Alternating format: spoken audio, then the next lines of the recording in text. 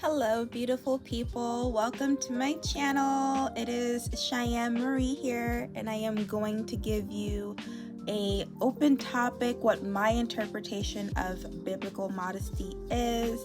Welcome in. You can always chime in below in the comments. I would love to hear feedback from you. If you're new here, welcome to my channel.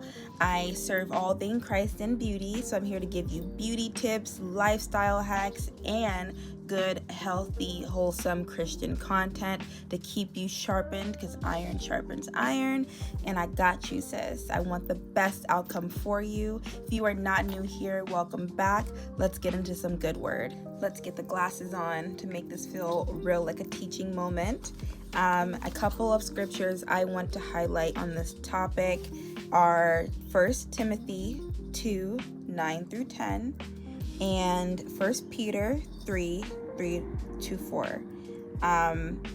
But before we get into scripture, I want to say why I felt called to do this, why I even felt called to create and talk about this on a content level, is because I feel like, so this is something I'm currently struggling with in my walk in faith.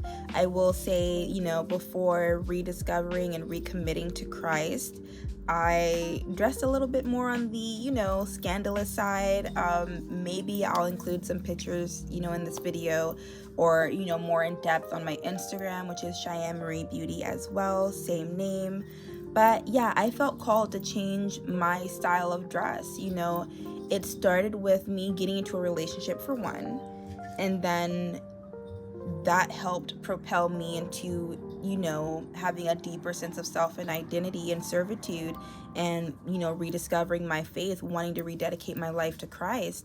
So it kind of was a gradual, change of events, something I personally felt called to change on. But yeah, I dealt with being objectified. I didn't like it. I heavily regret the way I used to dress. There are some moments where I look back and I'm like, dang, a baddie will be missed. But at the same time, let's be real, what was I glorifying back then? I was glorifying sense of self.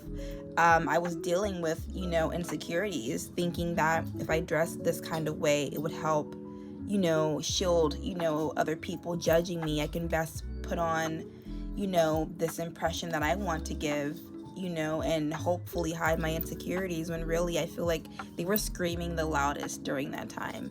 I feel like being more so called to a modest dressing is even more so age appropriate.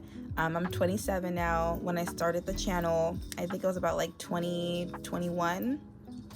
And so just looking back and just the growth into the woman that I'm becoming, I no longer want to seek validation based on my body alone. That was definitely pride. That was definitely vanity. That was definitely, the Jezebel spirit playing heavy in my life. But yeah, that is what I was called to work on. And I feel like, I don't see so many topics online that could help the young Christian girlies, or, even the men. I feel like there isn't, within Christianity, there isn't a biblical modesty for men and women. There isn't a dress code. It is more so about how you carry yourself, more so about your characteristics, how you're treating and interacting with other people, and being a true follower and believer of Christ, putting down or dying to sense of self, dying to your flesh, and not conforming to the world, but instead picking up your cross and doing the hard work to help save the world as Jesus did for us. So that's just a little intro into, or a background into, why I felt called to speak on this topic. But yeah, let's get into the scripture. So 1 Timothy 2, 9 through 10 says, I also want the woman to dress modestly, with decency and propriety, adorning themselves not with elaborate hairstyles or pearls or expensive clothes, but with good deeds appropriate for women who profess to worship God. That's truly what it's about. In your walk in faith, it's about glorifying God. It's about carrying yourself so people can identify you, say, that's a Christian. That's the light of the world. Versus if you are acting just like everyone else, if you are dressing like everyone else, you're in the club, you're at the mall with the short shorts, with the mini skirts, and you may feel cute, but at the same time, it's supposed to be set apart. How is anyone supposed to even visually set you apart when you look like everyone else, when you look like the world, when you're dressing, in some ways kind of like, as if you work in seg work? I don't want to say it here. I don't want to get canceled. I don't know what the guidelines are on speech and language now with YouTube, but if you're dressed like a seg worker, you're going to be treated and approached that way.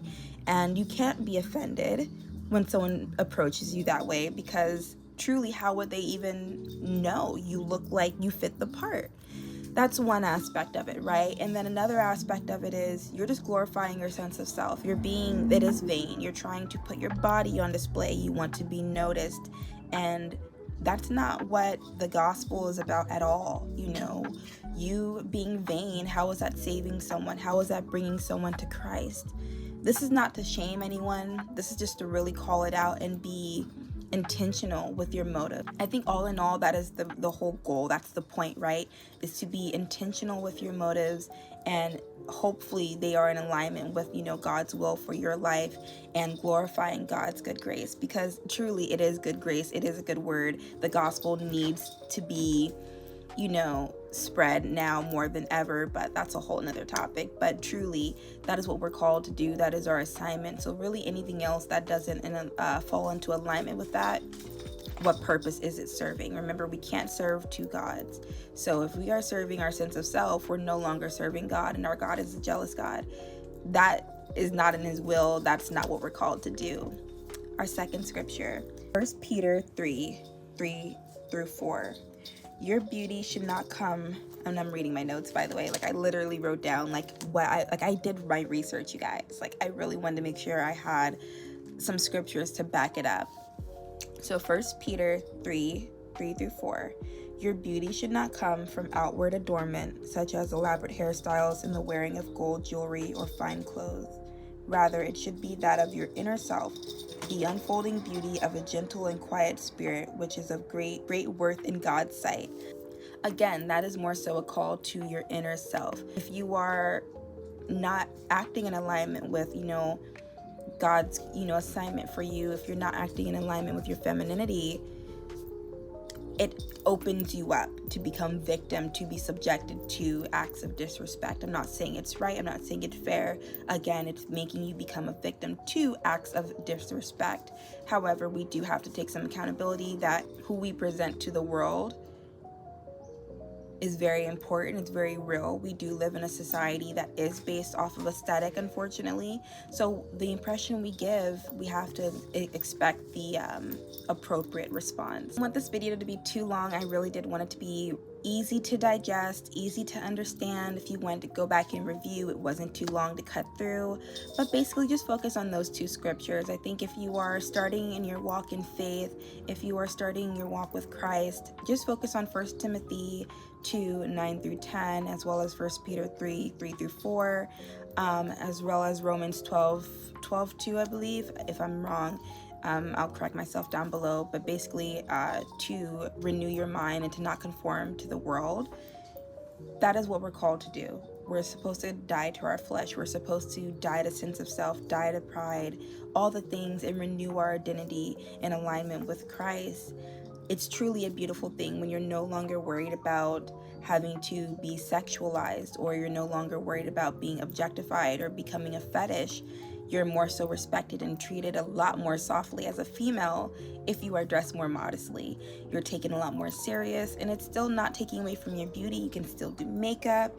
You can still do a really good hairdo. I love my current install. I will do a separate video on that, because I don't think God is saying you can't be a baddie. He's just saying make sure that your inside is matching your outside aesthetic. Do not be so worried about your outward appearance. More so focus on the inner beauty that you hold. We are all beautiful inside. We are all capable of being so much more than a fetish, or so much more than being, an aesthetic, a baddie aesthetic. However, we do need to be mindful that our outward appearance is not distracting from our inward beauty. I hope this helps someone out there. Comment down below what you took away from this topic. Comment your own experience. Comment different stores, please. Comment down below different stores that you have tried that are, modest friendly, or they sell modest clothing. I've been going after linen sets. I love linen sets because it's easy, it's a throw on and go. I still shop at Fashion Nova, but I'll make sure to get like the nice t-shirts now, the nice linen pants. Like, I've really elevated my wardrobe since trying to be a little bit more modest. It highlighted other things about my fashion sense, but we'll talk about that in another video. Mwah. I love you guys so much. Thank you guys so much for watching. And again, please comment down below your perspective on modesty. Thank you.